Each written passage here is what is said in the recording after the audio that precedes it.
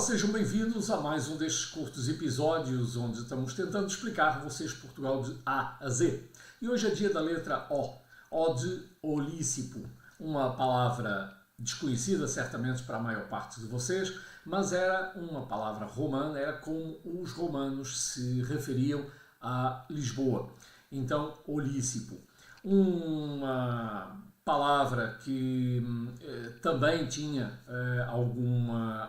algo de misticismo, porque os romanos, como vocês sabem, seguiam muito e são herdeiros da cultura grega, e dizia-se, contava a lenda, que Ulisses teria fundado uma cidade muito para além do fim do mundo, o mundo para eles, ou seja, do fim da Europa, e que seria exatamente uma cidade onde haveria duas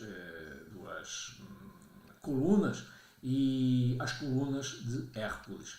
Depois foram atribuídas ao Estreito de Gibraltar, ou seja, uma no Estreito e a outra no Monte Atlas, mas enfim, havia sempre aquela lenda, e daí o fato de que quando os romanos chegaram aqui a Lisboa, apelidaram de Olícipo. Bom, muitas desses vestígios ficaram perdidos, obviamente, não só pela evolução da morfologia do terreno, ou seja, aquilo que vocês veem hoje quando chegam a Lisboa, uma cidade movimentada, uma cidade cujas construções vão exatamente até o cais das colunas. As colunas representam exatamente isso, é a praça principal da cidade, é exatamente a Praça do Comércio. Como eu dizia, essas construções que vão até aí não existiam, porque o mar entrava exatamente aí na Praça do Comércio e vinha, para quem conhece Lisboa naturalmente, quase até ao Rossio, mais ou menos a 1/3 da Rua Augusta. Então ele fazia um bico e o mar entrava. E o resto eram praias, naquilo que hoje temos como Cais de Sodré, mesmo o Terminal de Cruzeiros, enfim, bem até à colina, ali à Casa dos Bicos, enfim, às antigas alfândegas, na encosta exatamente do castelo.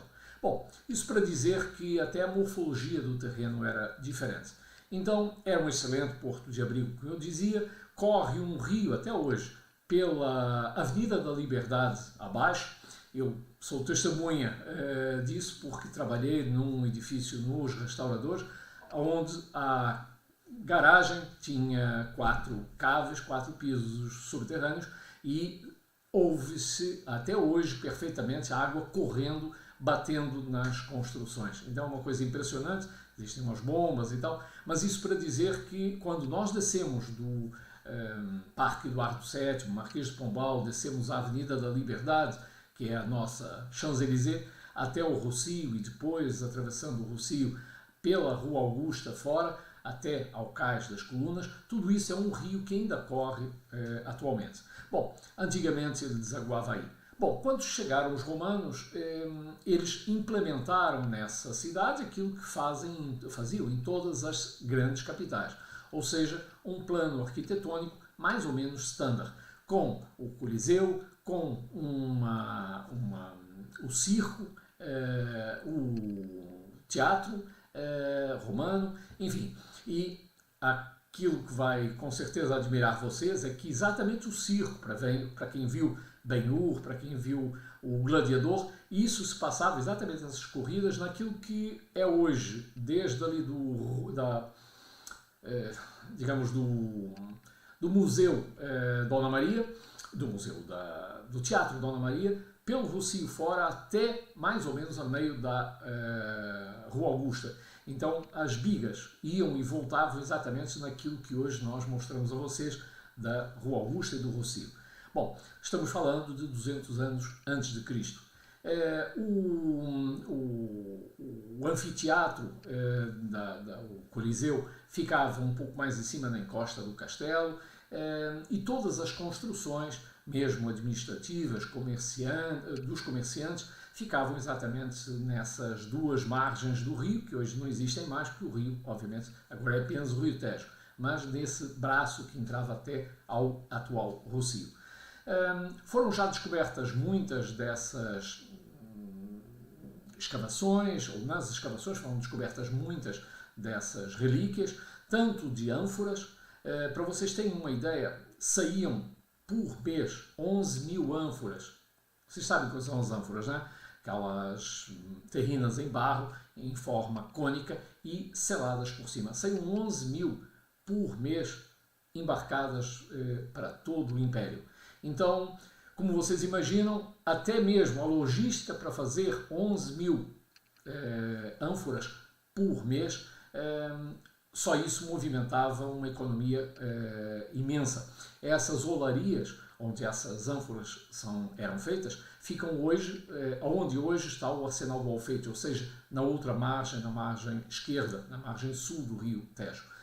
Bom, mas isso para explicar que eram ali carregadas essas mercadorias. O que é que os romanos vinham buscar? Para além de homens, para os seus exércitos, vinham buscar cavalos, porque a raça lusitana era uma raça muito dócil para eles, muito fácil de educar, muito valentes, muito potentes, com estatura mediana, enfim. Então eles vinham exatamente à Península Ibérica, entre outras coisas, buscar isso. Mas vinham buscar trigo, vinham buscar vinho, naturalmente, foram eles que deram um impulso imenso à cultura do vinho de hoje. Portugal não seria o quinto maior produtor de vinho do mundo se não fossem exatamente os romanos, a demanda que eles pediram. Mas vinham buscar uma outra coisa muito curiosa, que era um concentrado de peixe. Eles vinham buscar sal também, mas eles socavam o peixe, mais ou menos, são os antecessores, ou esse produto era o antecessor daquilo que nós conhecemos hoje como conservas. Então eles socavam o peixe com sal, jogavam nessas ânforas. As ânforas tinham por dentro um revestimento, não havia verniz como existe hoje em dia, mas havia uma resina que eles colocavam por dentro, enchiam depois, selavam com uma pinha, ou seja, uma pinha mesmo de pinheiro, emborcada, e jogavam resina de pinheiro novamente em cima. Uma vez selados, ou seja, não entrava o ar, não apodrecia, eles colocavam, e era a razão da parte cônica das ânforas, colocavam isso dentro dos barcos com areia, ou seja, a areia tinha duas funções, além de servir de lastro para os navios, para lhes dar estabilidade, colocavam exatamente essas ânforas para não se quebrarem, obviamente, até serem transportadas. E ao contrário do que as pessoas imaginam, porque nós sempre imaginamos o Império Romano à volta do Mediterrâneo, mas Lisboa passou a ter para os romanos uma importância muito grande, como tem hoje em dia até, para abastecer o resto do Império Romano a norte. Ou seja, quando os romanos venceram as guerras gálicas e chegaram depois a atravessar o Canal da Mancha e chegaram à Britânia, ou seja, aquilo que conhecemos hoje como Inglaterra, País de Gales, etc., eles tinham que abastecer exatamente essas províncias e essas populações dos seus exércitos. Nada melhor, obviamente, do que por via marítima. Então, muitos milénios antes, ou 1500 anos antes dos portugueses terem andado por esse mundo fora, já os romanos tinham grandes barcos, vinham pelo Estreito de Gibraltar, dobravam à direita, vinham até Lisboa, se abasteciam e depois alimentavam as suas províncias do norte, daquilo que nós conhecemos hoje como França, e as próprias ilhas britânicas. Então, e o norte também da Germânia para eles, né? Era outra província, uma Gália, onde é mais ou menos hoje a França, e à direita ficava exatamente a Germânia. Aqui na Península Ibérica eles dividiram em duas outras províncias. A Galécia, aqui ao norte, onde eu estou, a capital era Braga, que eles apelidaram de Brácara Augusta, e ao sul do rio Tejo, até à parte da Andaluzia hoje, eles apelidaram de Lusitânia, cuja capital era Mérida Augusta, que hoje conhecemos como Mérida, em Espanha. Mas isso para dizer que o Império Romano deu um impulso muito grande não só ao comércio desta região, mas também à própria cidade de Lisboa. É possível hoje em dia visitarmos, inclusive, alguns desses locais de escavação, uns descobertos meramente por acaso, quando foram fazer ali na Praça Dom Luís, primeiro um estacionamento, rapidamente se depararam, e não era suposto que estivessem ali resquícios ou arqueologia romana, mas pararam tudo, fizeram a recuperação, descobriram inclusive a trave principal, a trave mestra de uma dessas embarcações, que lhes deu, obviamente, uma noção mais palpável da importância do tamanho dos barcos marítimos, ou seja, atlânticos, que os romanos já tinham nessa época. Lisboa tem, então, essa herança romana.